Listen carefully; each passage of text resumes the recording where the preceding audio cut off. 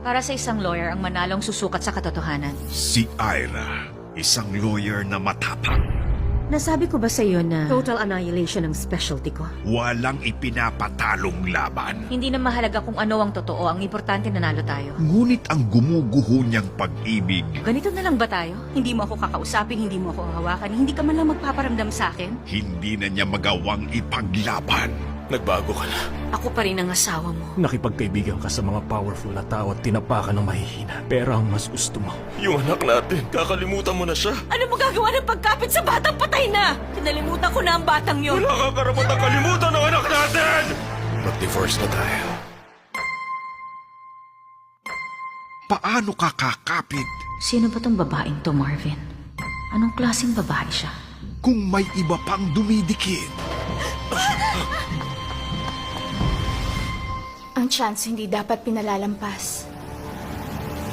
Handa akong sumama sa'yo. Kahit pa nga sa impyerno.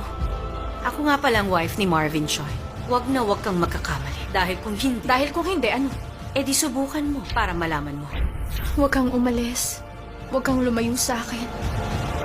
Dito ka na matulog, ha? Hello? Honey? Oh, Nasaan ka? nasa na. Huwag mo na akong hintayin. Dito na ako matutulog.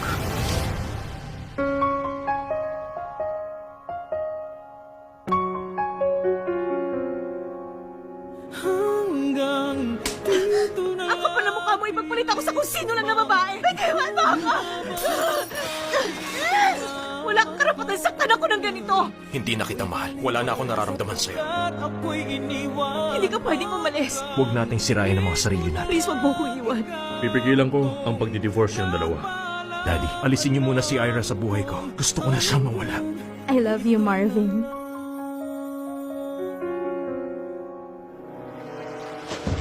From the first and true home of Asian novellas, Yung asawa mong tinapon mo, hindi na siya makakabalik.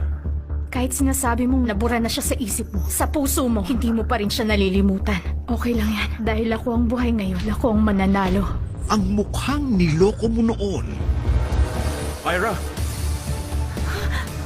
Sino ka ba? Ako nga pala si Yoli. Kamukhang-kamukha mo siya. ang mukha rin na kalolokohan mo ngayon. Nakakapikon lang yung kinukumpara niya ako sa ex-wife niya at hindi niya ginagamit ang utak niya. Kung kamukha man ni Yoli ang ex-wife mo, iiwanan mo kapatid ko at liligawan mo si Yoli? Girlfriend ko si Yoli. Hindi siya si Yoli, kundi asawa ko. Ang asawa mo, matagal nang patay.